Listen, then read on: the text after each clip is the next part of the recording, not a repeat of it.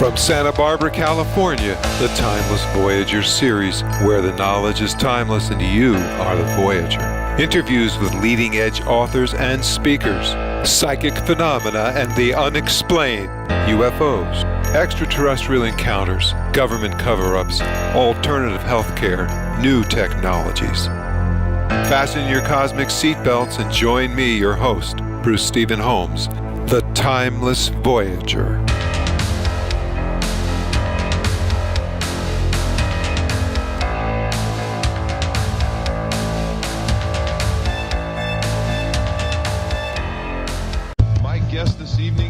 Emmy Award-winning television producer, book publisher, and investigative journalist Linda Moulton Howe.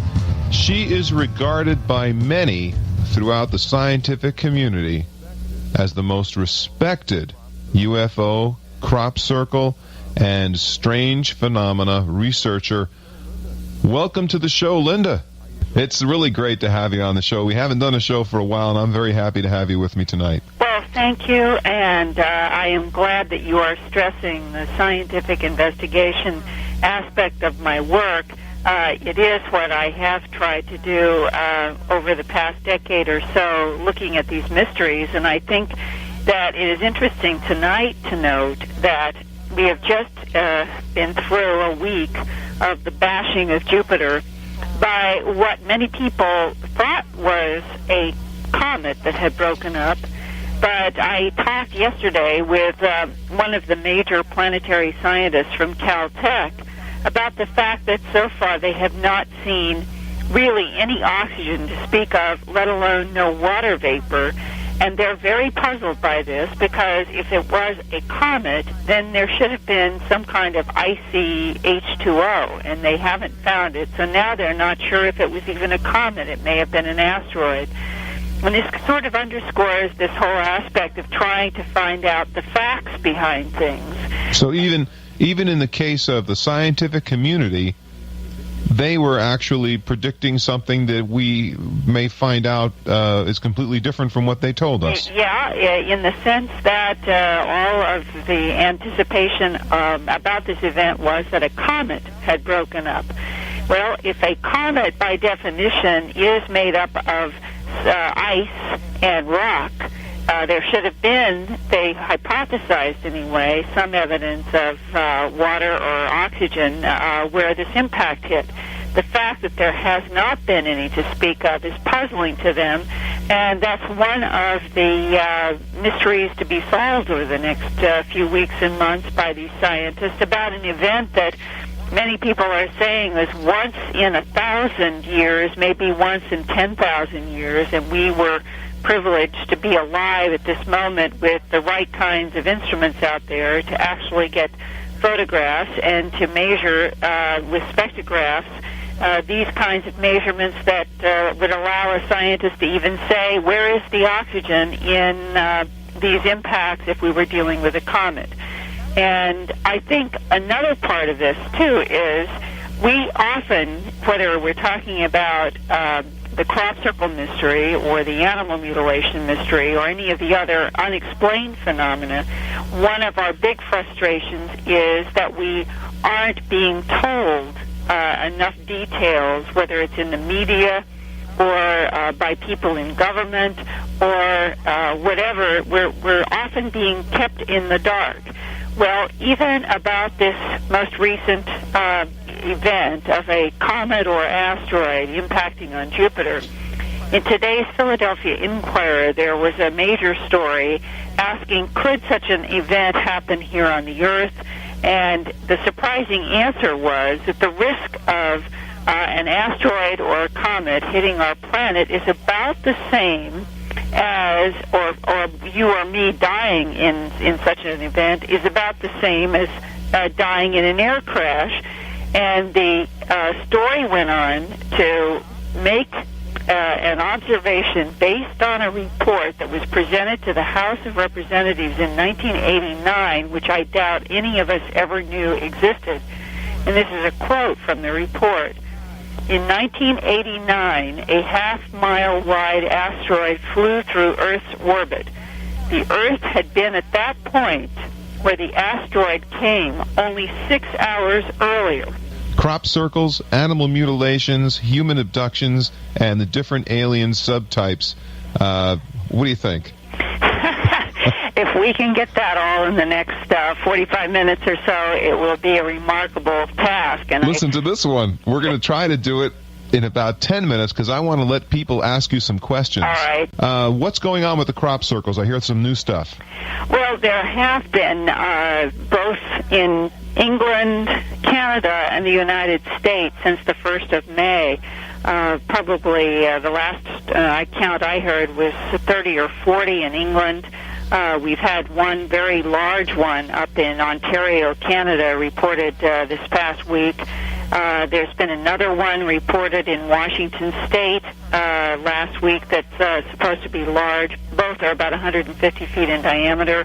The month before, there was another formation in Oregon, and we have been able to get plant samples from that one analyzed by Dr. W.C. Levengood in Michigan, and he found in that particular formation in Oregon, in another ring and circle in Michigan, not too far from where he lives, and from an oval that was found near a animal mutilation site in Garnett, Kansas, also recently, the same what's called node swelling and node reorientation and node bursting. Now, a node in any plant is the part of the stem where the plant grows. And nodes usually are of a specific unswollen size, and they grow with the plant vertically, meaning the stalk usually is growing vertically, and these growth nodes are in a vertical line. Well, in the crop formations, the unusual ones, in England, Australia, Canada, and the United States in the last 4 years, Dr. Levengood finds a consistent pattern in which these growth nodes are swollen, reoriented as much as 39 to 45 degrees from the vertical, and some of the lower nodes that are stiffer and thicker actually have holes burst through them. In my new book, Glimpses of Other Realities, I show photographs of a lot of his work, and fundamentally, he is coming to the conclusion that the biochemical and biophysical changes in many of the plants he studied for formations cannot be hoaxed, that there is no way that boards or machines or feet or hands could produce changes that are actually taking place at the cellular level of the plants. And I think that's very important to keep in mind because many people are confused by the Doug and Dave story that made many of the national headlines back in the fall of '91, saying that these two old guys in southern England were responsible for the crop circle mystery. For anyone who knew anything about it that year and knew that formations had occurred worldwide in 22-some countries that Doug and Dave had never claimed, and that a biophysicist in a laboratory was finding all these changes that could not be hoaxed, it shows how easily the media can be manipulated and how easily the public follows what the media says. So bottom line is these plants are very brittle, as we know usually, and whenever a plant has been stamped down by a foot, it breaks. These are not broken. These plants are laying at a 35 or 40 degrees angle. Well, don't misunderstand. The growth nodes are up near the seed heads. Right. And you're talking about a plant that is rising 2.5 to 3 feet from the ground up to the growth nodes below the seed head, and suddenly they are veering off at anywhere from 39 to 45 degrees. So their point here is that this is a new angle now. The whoever's doing this, or whatever's doing this, has come up with a way now that defies us even imitating it. Well, it certainly is difficult to explain, and the only conclusion that Dr. Levengood can draw now and say safely is, without any question, we're dealing with an energy system that is interacting with the plants and causing heating of the cell water in the plants very rapidly. That is one of the findings that he feels pretty confident about. Rapid heating by an outside energy system. Before we take a moment here, could our scientists, is there any way that we could do this? Well, you can take microwaves, and you can beam microwaves at plants, and you will cook them. The thing is, in the crop formations, the plants continue to remain healthy and grow. They are not cooked. And Dr. Levengood experimented with microwaves. He put a variety of plants from wheat fields and barley fields and so forth, experimenting with a microwave frequency, and found that he could put the wheat plant in a microwave up to about 30 seconds at the particular frequency of a normal kitchen microwave. And he could produce some of the changes that he has seen in the plants, but if it went any longer than 30 seconds, the plants did cook. So he concludes that even if it was a microwave energy, which is not known, it is just one of the frequencies that will heat up water. If it were microwaves, whatever's going on has to be happening rapidly, otherwise the plants would cook. Well, there is a very interesting link here to the animal mutilation mystery that just occurred last month in Garnett, Kansas. I got a call from a farmer who had found his second mutilation since August, and the heifer was lying in some crushed grass, sort of in a somewhat of a semicircle, and had the typical ear missing, eye missing, tongue removed, the genitals removed, and the rectum cord out, no blood, no tracks. And a man who I know and who called me and said, I'll go and help get some tissue from this animal for Dr. John Altshuler, the pathologist in Denver who helps me do microscopic examination of these tissues. He says, I'll help you get it, and I'll investigate the scene. The next thing I got was a telephone call saying that the animal itself had already been removed from a livestock by a livestock removal place, and so the body was gone, but that he had walked the vicinity, and about a sixth of a mile from where the animal had been lying, there was a huge oval about 165 feet long in a wheat field that was down below where the mutilation had occurred. And the farmer who I talked with said that he had, for the last 3 or 4 weeks, been hearing the sound of a helicopter coming from that direction over the wheat field, but that he had never seen running lights or a beam of light or an actual helicopter. He just kept hearing the sound. And assuming that this was helicopter downdraft that had made this oval, the investigator asked me if he should get any plant samples, and I said, yeah, if this is downdraft from the helicopter, let's get it examined, and let's get some photographs of it under a microscope, and we'll use this as a control comparison to other sites. So we got plant samples to Dr. Levengood, and he called me just about 10 days ago and said, Linda, there is the same exact pattern in every one of the wheat growth nodes from this alleged helicopter downdraft. There is the swollen node, the reoriented node, the nodes burst from the inside out from heating. He said there is no way that a helicopter could produce these results. And this is part of a strange mystery that has been involved with the animal mutilations for 30 years. The sounds of what people say sound like a helicopter, even if they hear or see nothing, and then an association with animal mutilations, and often there have been reports of mutilated animals found in circles in pasture grass, and whether or not the same energy or the same intelligence is behind both phenomenon, I do not know, but these are the kinds of patterns of hard physical traces that we are finding and we are trying to measure with the help of scientists. All right, let's take a call. We have Rosella, Santa Barbara, California. Welcome to the show, Rosella. Well, May, I'm so delighted to have a chance to talk with you. I've been following your revelations in the Omni magazine. I don't think the public knows that there have been, about 4 or 5 articles telling of the government cover-up. And I think it's essential that the public should know what's going on. Right. And I feel that we have some pretty good proof out here in Santa Barbara. All right, I tell you what we're going to do. The government Rosella, has been I have aware. to, you were about to tell us about something that you had discovered in Santa Barbara. Yes, indeed. We might say that we have something quite similar to a crop circle, except that we are convinced, a great committee of us, that this was an actual landing of a scout ship.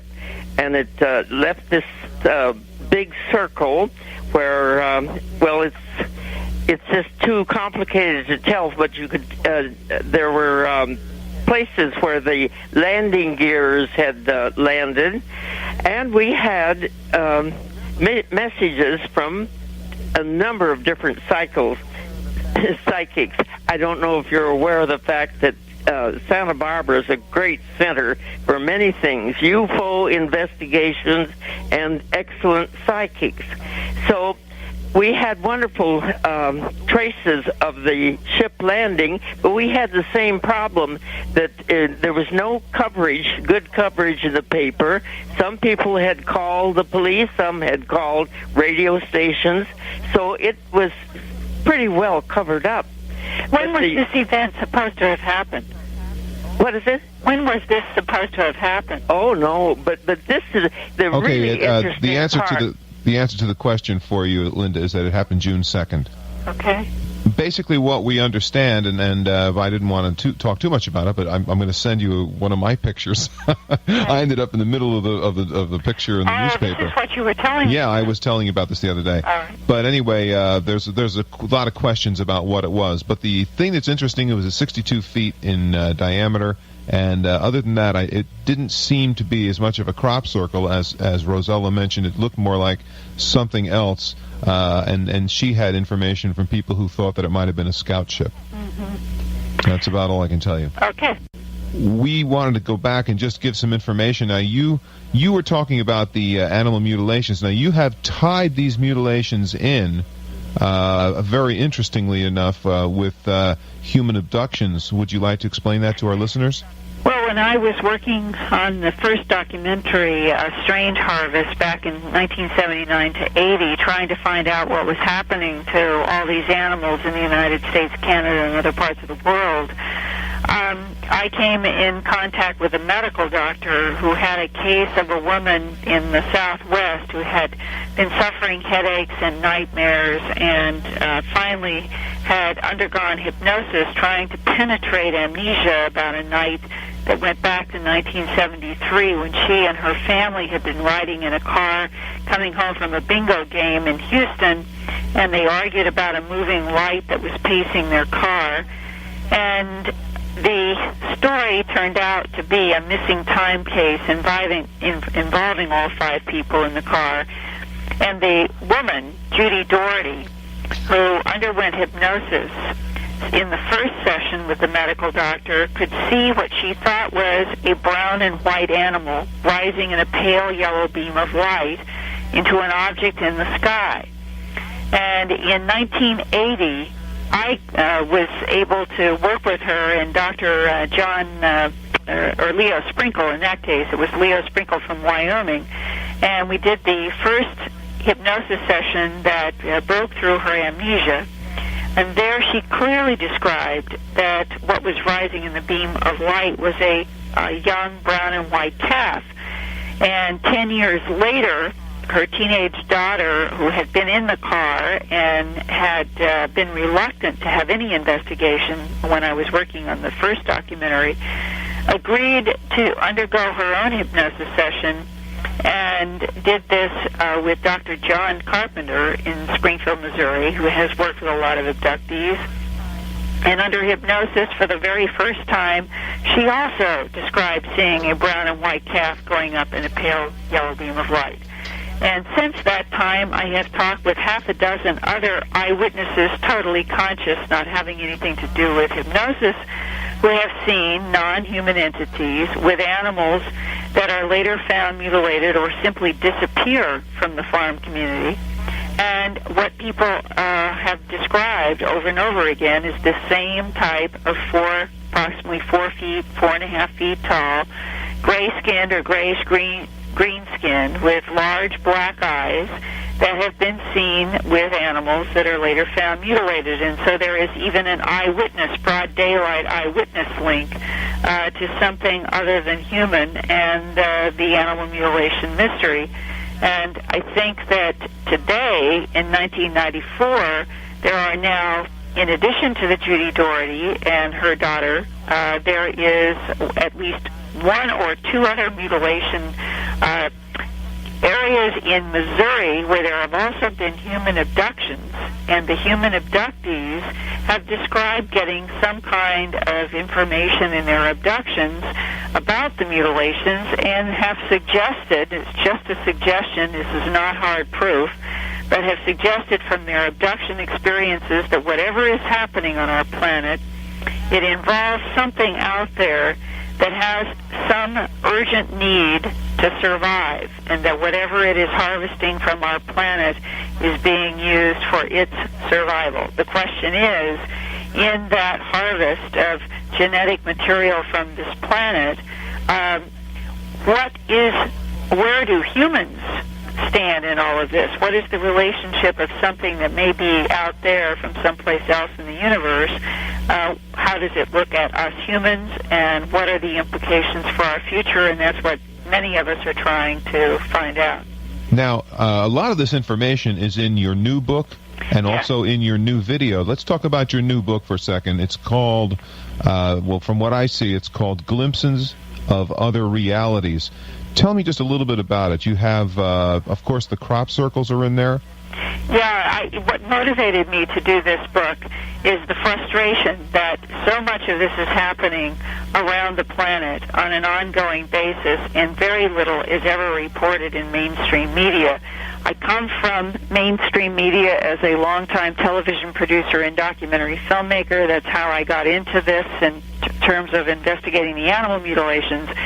But I find that so little is actually reported in any way in the media, and Glimpses is my effort to accumulate 300 images in one book that goes from the crop circle investigation seen through the eyes of scientists and mathematicians to the animal mutilation mystery concentrated last year in 1993 in Alabama and other parts of the United States and the world, and going back approximately 5 years to 89. That's what I concentrate in that time period, so it's all recent.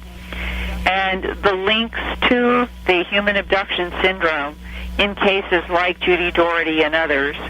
And I move into the last segment in the book, which looks at what people in the human abduction syndrome have described and drawn for the last 25 or 30 years all over the United States, Canada, actually other parts of the world, and how similar the patterns of the descriptions are. There seem to be very basic types, and even though it may not be something that people want to be true, no one wants the idea that something can come into bedrooms or cars and take people up in beams of light, and no one wants to hear what I've interviewed a man in Oregon who talked with a cowboy at a mutilation site recently, and I did this interview.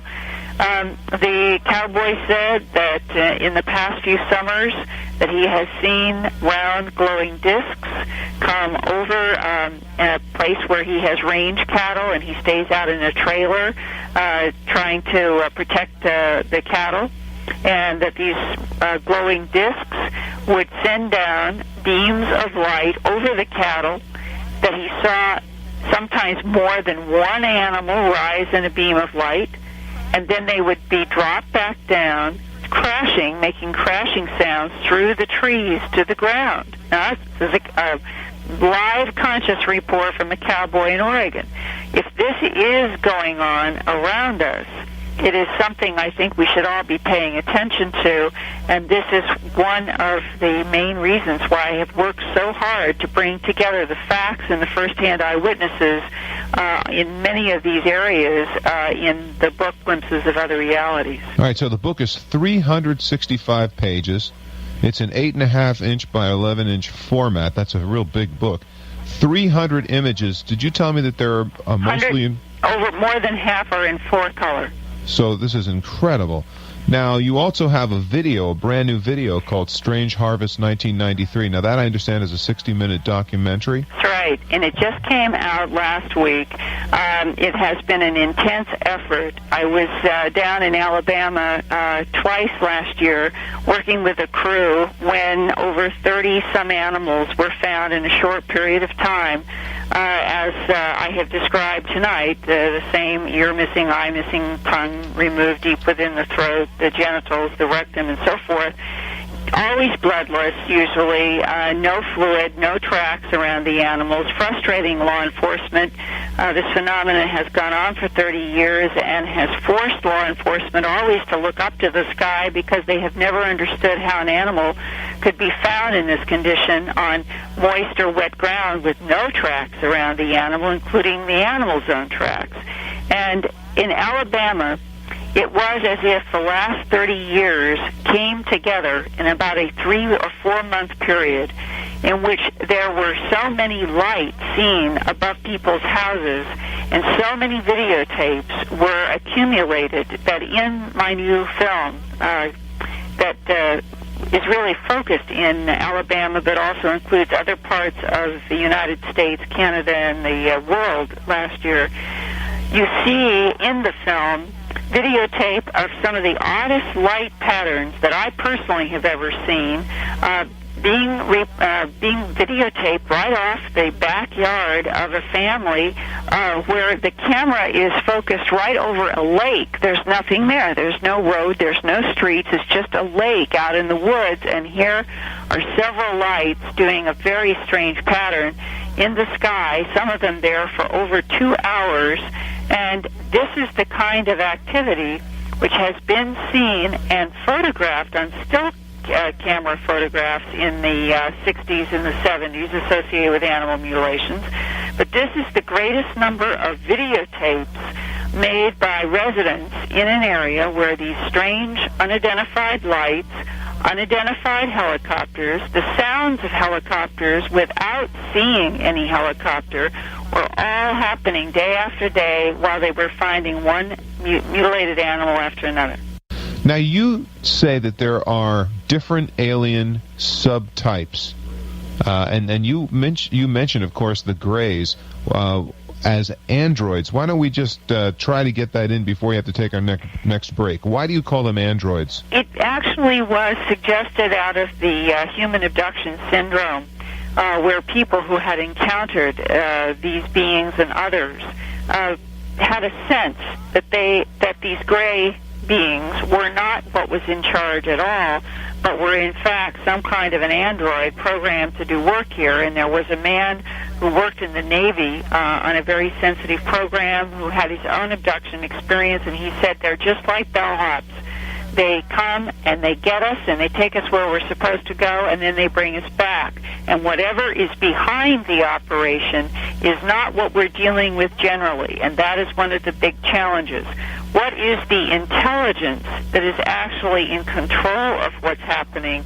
The little gray things seem to be only intermediary worker bees. I feel so bad that we were unable to get a lot of the calls in tonight. The time is flying. I know. But let's continue, because I think the information is what we want to get across most importantly here. So basically, let's talk about these subgroups as quickly as we can. Yeah, the gray types that people hear about probably more on television than any other place are not the only ones. There are tall humanoid types, some with hair and some with not, that are very enigmatic. There's that music. Yeah, they were in the Travis Walton case for those who saw the feature film. Let's come back. We're not in the film. I don't know where the time went. Award-winning television producer book publisher, investigative journalist Linda Moulton Howe with us today. We talked about UFOs, crop circles, animal mutilations. You were talking about the grays. We got about a minute. Yes, and the tall humanoids that are also drawn and described, and there is one very important description in a book called UFOs, Past, Present, and Future that came out in a first edition in 1974, the only edition that had drawings in it. And one of the drawings is of a being with vertical pupils, meaning eyes like a snake's or a cat's, with a very, very, very large nose, holding a rod in its left hand with a coil around it, with a somewhat oval-shaped disc in the background, and with a ropey kind of headdress rising above a head that has a kind of peaked dome on it of some sort. And in this book it says, the sketches on this and the following page are an artist's conception of UFO occupants based on eyewitness descriptions, and the eyewitness descriptions were allegedly from Holloman Air Force Base, White Sands, in 1973, when this craft and this being supposedly landed, and there was communication with some of our military at Holloman Air Force Base. And if this has occurred, if this is true, if this book and this story and the sketches are actually based on true military and government meeting or meetings with a tall humanoid type, then this would basically contradict all statements that have been made that the government knows nothing about UFOs and is not interested. Linda, we are out of time. Scotty, my producer, asked me a question. I won't be able to ask you it, but here it is. You'll never be able to answer it in time. The Skinnies from Robert Hylene's book. Did you ever hear of them?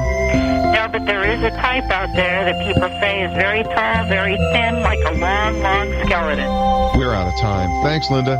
Thanks, Bruce. Thank you all for listening. I hope that your own personal voyage through life towards the development of your highest potential is a joyous and successful one.